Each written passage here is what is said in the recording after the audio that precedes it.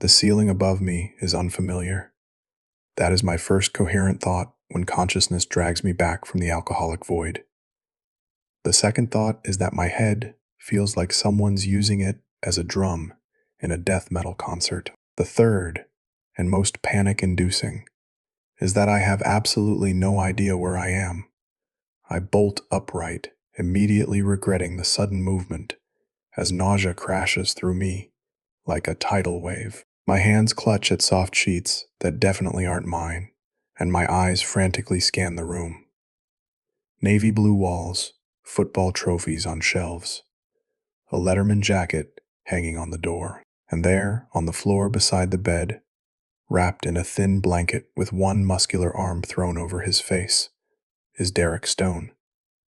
My bully is sleeping on his own bedroom floor while I'm in his bed. I'm going to be sick, and not just from the alcohol. Derek Stone, 6'2", of raw muscle and casual cruelty. The guy who has made my junior year a living hell, the walking nightmare in a Letterman jacket, is 3 feet away from me. And I'm wearing my clothes from last night, thank God. But I have zero memory of how I got here. My brain scrambles through fragments, Maya pushing a red cup into my hands. The living room spinning, someone's hands on my waist, and then nothing. Just a black void where the rest of the night should be. I need to get out now. I swing my legs over the side of the bed as quietly as possible, but the frame creaks, a sound that seems deafening in the silent room. Derek stirs, and I freeze like a rabbit that has just spotted a wolf. His brown eyes open, squinting against the morning light filtering through the blinds, and when they focus on me, I see something I've never seen before in Derek Stone's face: concern. "Hey, easy," he says, his voice rough with sleep as he pushes himself up to sitting. "You feeling okay? You were pretty out of it last night." I scramble backward on the bed, my back hitting the headboard. What am I doing here? What did you? Nothing happened, Derek interrupts, holding up both hands in a placating gesture. His hair is mussed, sticking up in different directions, and he is wearing sweatpants and a wrinkled t-shirt. "I swear to God, Liam, nothing happened. You were drunk, and some guys were. Look, I brought you here to sleep it off, safely. That is all." "Why would you do that?" The words come out sharper than I intend, laced with all the fear and confusion churning in my gut. "You hate me. You've spent the entire year making my life miserable." Derek's face does something complicated, a flicker of hurt crossing his features before settling into resignation. He runs a hand through his messy blonde hair and lets out a long breath. "I don't hate you. I've never hated you, right?" I say bitterly, my hands gripping the edge of the comforter. "You just love slamming into me in the hallways for fun, and knocking my books out of my hands, and stealing my seat in the cafeteria. That is what, your way of showing affection?" "Jesus, Liam." Derek's voice cracks slightly, and he looks away, jaw clenching. "Is that really what you think? That I've been bullying you? What else am I supposed to think?" My voice rises, months of suppressed frustration and fear bubbling to the surface. "You're always there, always doing something to humiliate me, to protect you." Derek's eyes snap back to mine, intense and burning with something that makes my breath catch. "I've been trying to protect you, you stubborn, oblivious." He breaks off, closing his eyes and taking a deep breath. When he speaks again, his voice is quieter, almost gentle. "Last month, when I slammed into you near the science lab, Jake Morrison was right behind you, about to stick his foot out and trip you down the stairs. 2 weeks ago, when I knocked your books out of your hands in the hallway, someone had stuck a dead mouse in your chemistry textbook as a prank. And your seat in the cafeteria, the one I always take, those assholes from the basketball team were putting laxatives in your food." I stare at him, my mind reeling, trying to reconcile this new information with everything I thought I knew. "That is not You're lying. I'm not. Derek's voice is firm but not angry. He reaches for his phone on the nightstand, scrolling through it before turning the screen toward me. I took pictures, evidence, in case I ever needed to report them. My hands shake as I take the phone from him. The first image shows my backpack, unzipped, with someone's hand dropping something into it. A firecracker, I realize with growing horror. The next shows Jake Morrison's sneaker extended in the hallway, positioned exactly where my path would have taken me. There are dozens more, notes being slipped into my locker. Notes I never received. Someone tampering with my gym bag. A group of guys huddled around my usual cafeteria table with suspicious smiles. I don't understand, I whisper, my eyes burning with unshed tears. Why didn't you just tell me? Derek takes his phone back, setting it aside carefully. Would you have believed me? You flinch every time I come near you, Liam. You look at me like I'm going to hurt you. His voice drops even lower, tinged with something that sounds painfully like regret. I know I'm not good at the gentle approach. I'm not some knight in shining armor who knows the right words to say. I saw you on the first day of school last year, and you looked so small and scared, and I thought. He stops, his jaw working as if he is physically forcing the words out. I thought someone needed to watch out for you, and I'm good at being intimidating. I'm good at making people back off. So that is what I did, by making me think you were one of them. The tears spill over now, hot tracks down my cheeks that I can't stop. I know. Derek's voice breaks. I know, and I'm sorry. I'm so fucking sorry, Liam. I thought it was better if you just avoided me, stayed out of my way, than if you tried to be friendly and put yourself in their crosshairs even more. But last night, his hands clench into fists on his thighs. Last night, I saw Brad Nichols and his friend's corner, you, when you were drunk. They were leading you toward one of the bedrooms, and you could barely stand, and I lost it. I pulled you away from them, and Brad got in my face about it, and I may have broken his nose. You what? You'll be fine, Derek says dismissively. He has had worse on the field. But I couldn't leave you at that party, not in that state, so I brought you here. I made sure you had water, made sure you were lying on your side in case you got sick, and then I slept on the floor because I didn't want you to wake up feeling unsafe. He meets my eyes, and the raw honesty in his gaze steals my breath. I never wanted you to feel unsafe around me, but I get that I failed at that pretty spectacularly. I don't know what to say. My entire understanding of this past year is crumbling, reshaping itself into something completely different. All those times I thought Derek was targeting me, he was actually saving me, protecting me from things I didn't even know were there. The party, I managed to say through my tears. I don't remember much after Maya gave me that drink. Derek's expression darkens. That is because Maya's drink was spiked. Not by her, he adds quickly, seeing my alarm. Someone got to it before she handed it to you. I saw the guy do it, but by the time I got across the room, you'd already drunk half of it. That is why I stayed so close to you the rest of the night, to make sure no one took advantage. The room spins again. But this time, it has nothing to do with alcohol. Someone drugged me. Someone actually drugged me at a party. And if Derek hadn't been watching, I don't want to think about what might have happened. Why? I ask, my voice small and broken. Why would you do all this for me? You don't even know me. Derek is quiet for a long moment, his eyes fixed on his hands. When he finally speaks, his voice is so soft, I have to lean forward to hear him. I know you enough. I know you volunteer at the library every Tuesday and Thursday. I know you always buy lunch for that freshman kid who forgets his meal card. I know you stop to help people pick up their dropped books even when you're running late to class. I know you're kind in a world that is really fucking cruel, and someone like that deserves to be protected. My heart is doing something strange in my chest, beating too fast and too hard.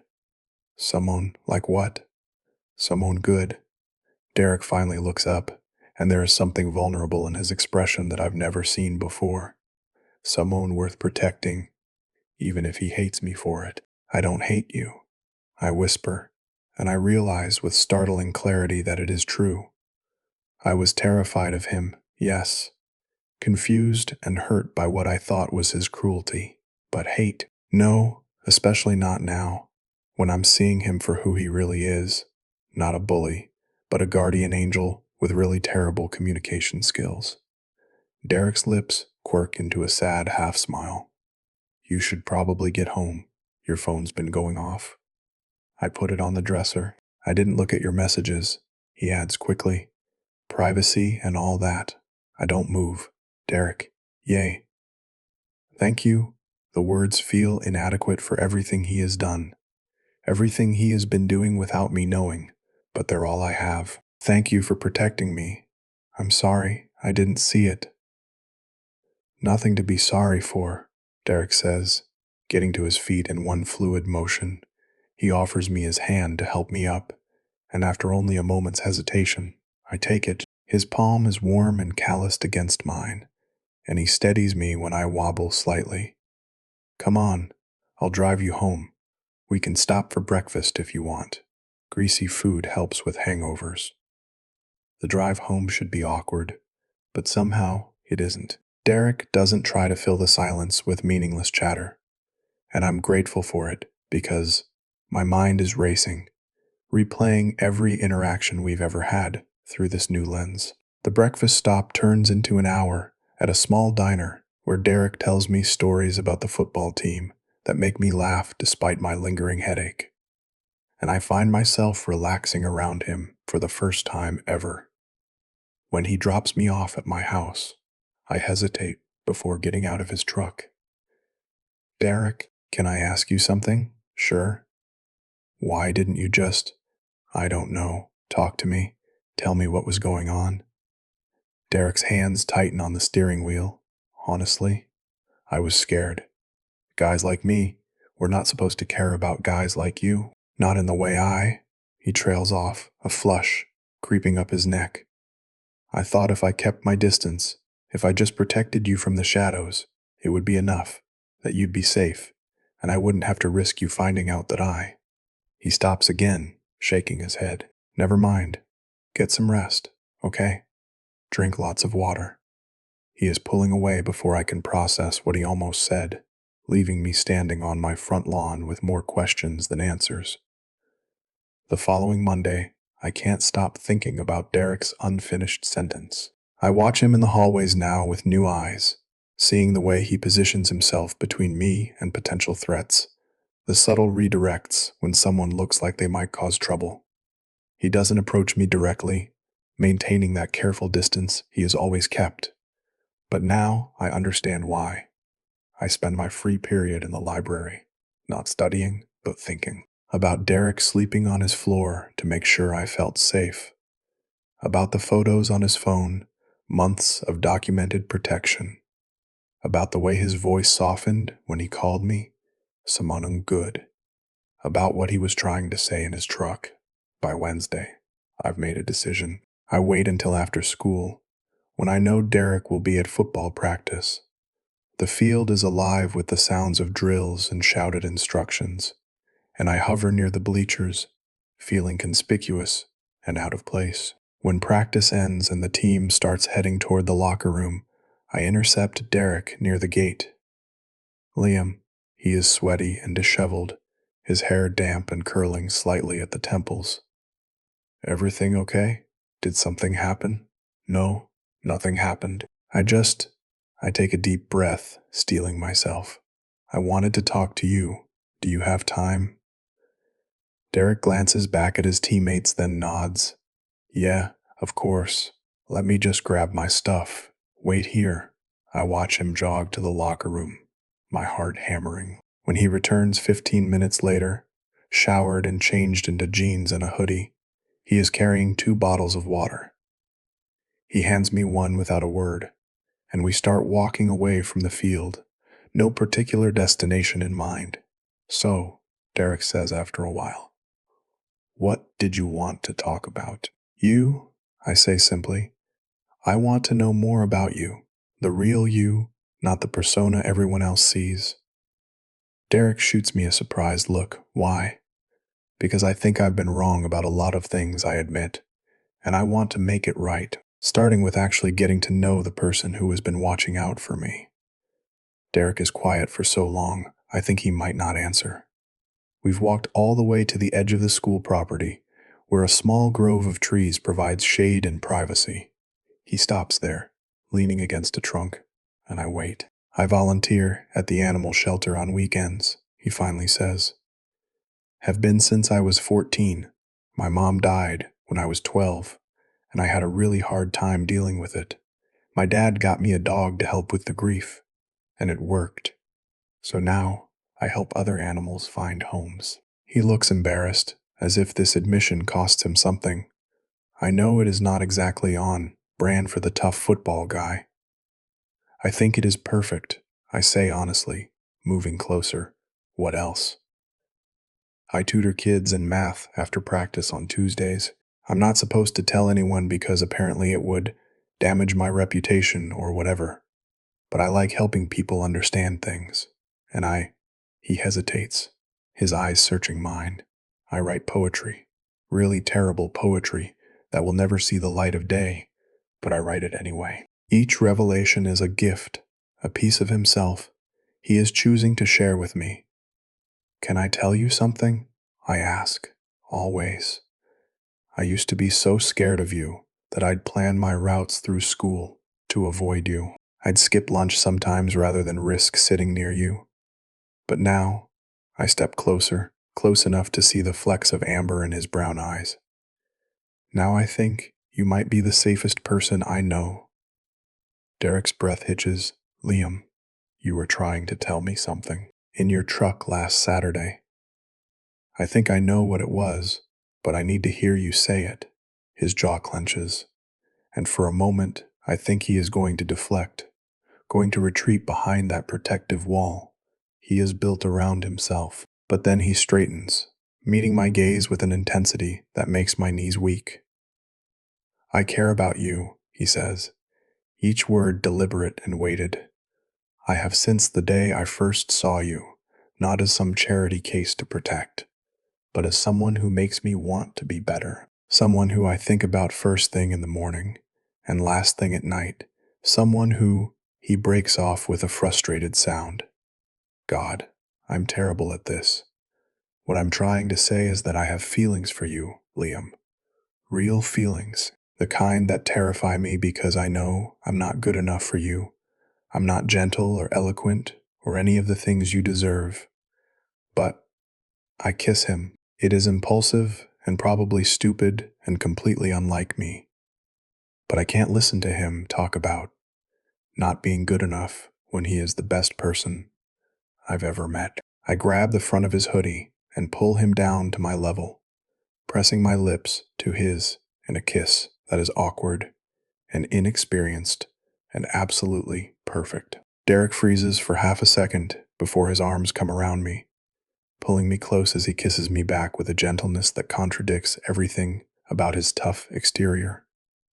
His lips are soft, his touch careful, like I'm something precious that might break. When we finally pull apart, both breathing hard, his eyes are wide with wonder.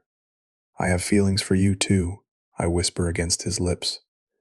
I think maybe I have for a while, but I was too busy being scared to realize it. Derek's laugh is shaky and disbelieving. You're not scared anymore? Terrified, I admit. But not of you, never of you again.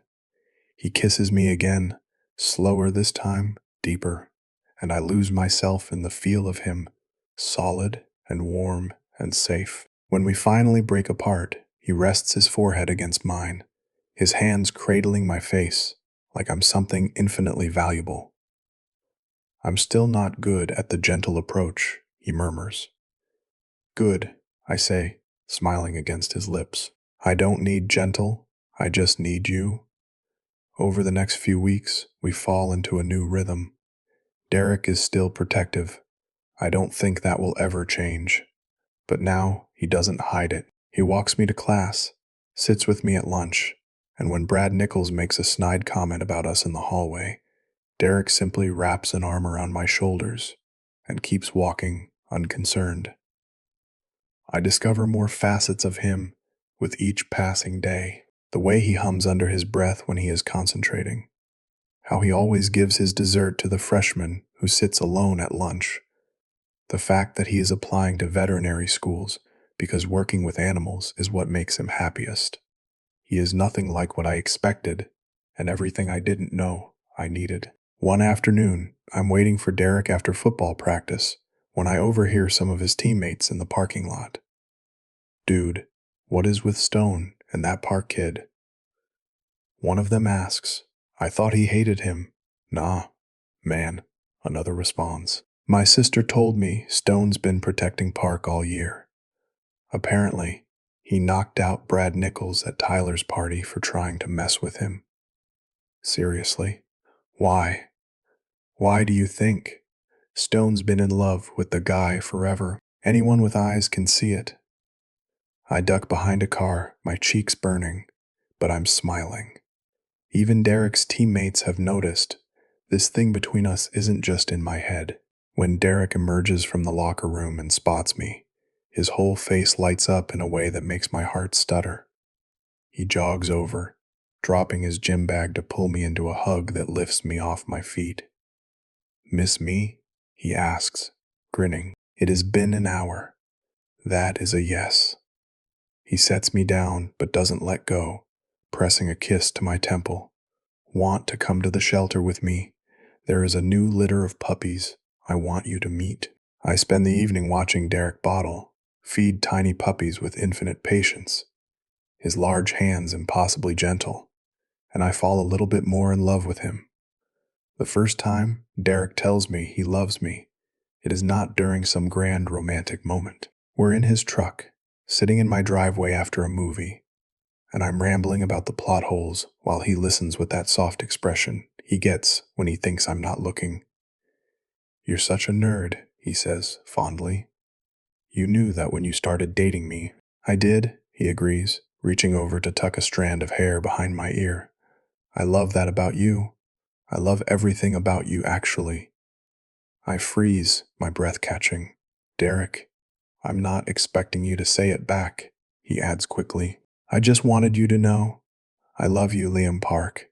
I think I have since you stopped to help that freshman pick up their dropped papers on the first day of school last year. You were late to class because of it, and you didn't care. You just saw someone who needed help and helped them." His thumb brushes across my cheekbone. That is when I knew. "You've loved me for over a year?" I ask, awed. "Yeah." He smiles, a bit self-deprecating. "Told you I was terrible at the gentle approach. I spent a year protecting you from the shadows instead of just asking you out like a normal person."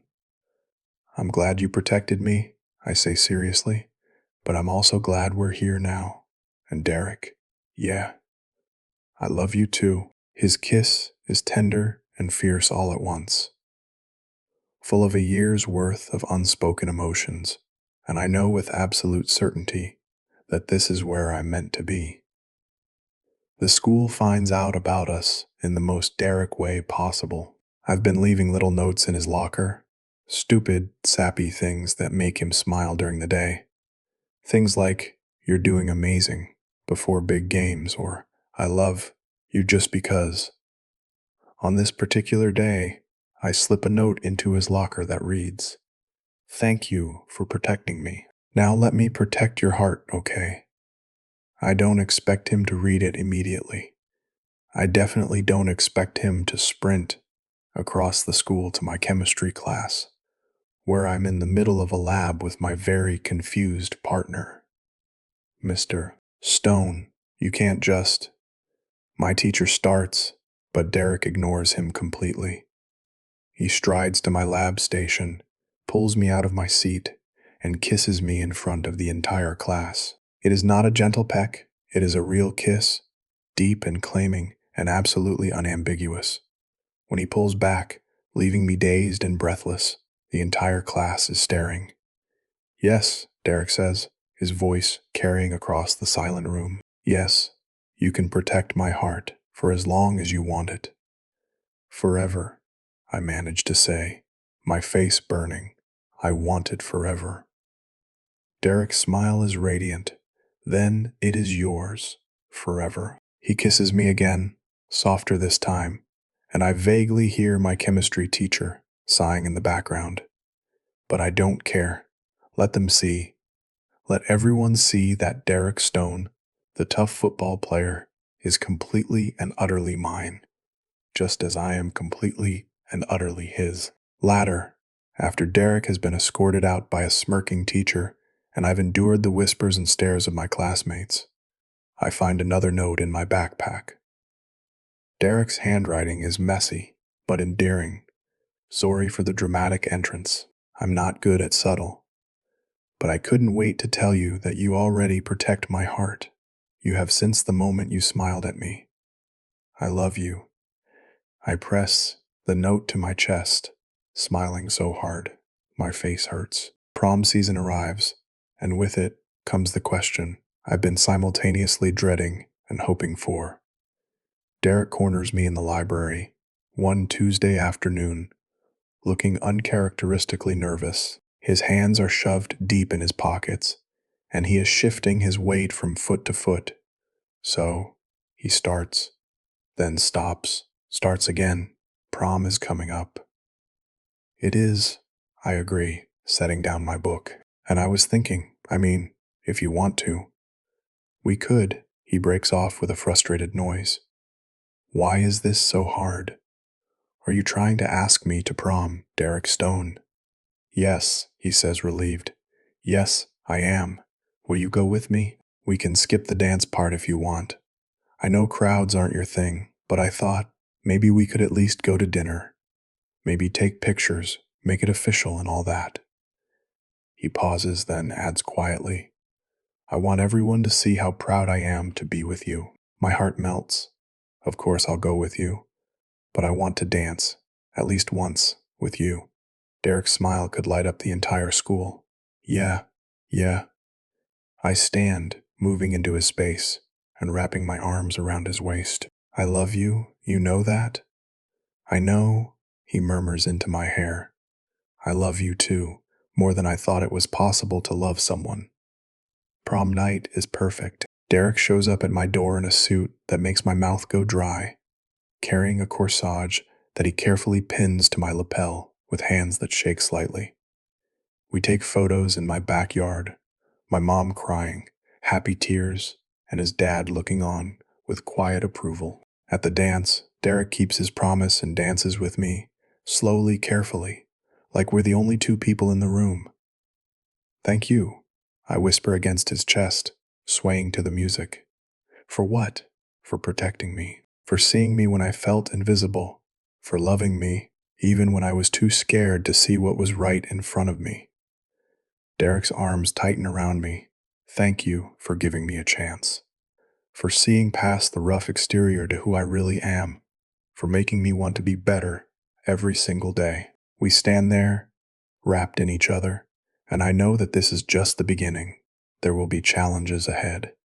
College applications, distance, all the uncertainties that come with young love. But with Derek's hand in mine, I'm not afraid. Senior year arrives, and with it comes the bittersweet knowledge that our time in high school is ending. Derek gets accepted to veterinary school 3 hours away, and I get into a liberal arts college in the same city. It feels like fate, like everything has been leading us to this point. On graduation day, Derek finds me before the ceremony. He is in his cap and gown, honor cords draped around his neck. He is graduating in the top 10% of his class, something most people wouldn't expect from the tough football player. Hey, he says, pulling me into a quiet corner, I have something for you. Derek, you didn't have to. I wanted to. He pulls out a small box, and my heart leaps into my throat. It is not a ring. We're too young for that. But when I open it, I find a simple silver bracelet with a small charm, a shield. It is symbolic, Derek explains, looking almost shy. You've spent this whole year protecting me. My heart, my secrets, my gentle side that I never let anyone else see. This is my promise that I'll always protect you. Too, we'll protect each other. I don't realize I'm crying until Derek gently wipes away my tears with his thumbs. I love you, I choke out. So much. I love you too. He helps me fasten the bracelet around my wrist, then kisses each of my knuckles. Ready to graduate and start the next chapter. With you, always. We walk to the ceremony together, hand in hand, and when they call our names, Derek Stone, then a few minutes later, Liam Park, we cross that stage knowing that we're walking toward a future we'll build together. 3 years later, I'm unpacking boxes in the apartment. Derek and I are moving into together. It is small, but perfect close to his vet school and my university campus, with enough space for the rescue dog we've adopted together. Derek comes up behind me, wrapping his arms around my waist and resting his chin on my shoulder. Found something, he murmurs, holding up a folded piece of paper. I take it, recognizing it immediately. It is the first note I ever left him. Thank you for protecting me. Now let me protect your heart, okay? You kept this? I kept all of them, Derek admits. Every single note you ever wrote me. They're in a box in our closet. I turn in his arms, cupping his face in my hands. He is older now, a few more scars from football and life, but his eyes still hold that same gentleness he showed me from the very beginning. The gentleness I was too scared to see. You know what is funny? I say. What? I used to think you were my bully, the person I needed protection from, but you were actually my protector all along. The person who saw me when I felt invisible, who kept me safe when I didn't even know I was in danger. Derek's smile is soft and a little sad. I'm sorry I scared you. Sorry I didn't know how to tell you sooner. Don't be. I kiss him gently. Everything happened exactly as it was supposed to. We found our way to each other, and that is all that matters. You really believe that? I do, I say firmly. You taught me that protection doesn't always look gentle. Sometimes it is rough and awkward and easily misunderstood. But it is real, and it matters, and it saved me. Derek kisses me then, deep and slow, and I taste forever in it. When we pull apart, he is smiling that brilliant smile that is reserved just for me. Come on, he says, grabbing another box. Let's finish unpacking. We're having dinner with your parents tonight, remember? And then the shelter tomorrow to check on the new arrivals? Obviously, he grins. You know me too well. I do, I agree. Following him into our bedroom, our shared space, our home. And I'm going to spend the rest of my life learning even more. Derek sets down the box and pulls me close one more time. I'm going to spend the rest of my life making sure you never regret giving me that chance. Making sure you know every single day how much I love you. I already know, I whisper, but I'll never get tired of hearing it. Good. He rests his forehead against mine. Because I'm never going to stop saying it. I love you, Liam Park, today, tomorrow, and every day after that. I love you too, Derek Stone, my protector, my love, my home. We stand there in our half, unpacked apartment, wrapped in each other's arms. And I think back to that terrified junior who woke up in his bully's bed, certain he was in danger. If I could go back and tell that version of myself that Derek Stone would become the love of my life, the person I'd build a future with, I wonder if he'd believe it. Probably not, but that is okay. Some of the best things in life are the ones we never see coming. The protection that looks like cruelty, the love that hides in the shadows, the bully who was actually a guardian angel all along. And I wouldn't change a single moment of our story.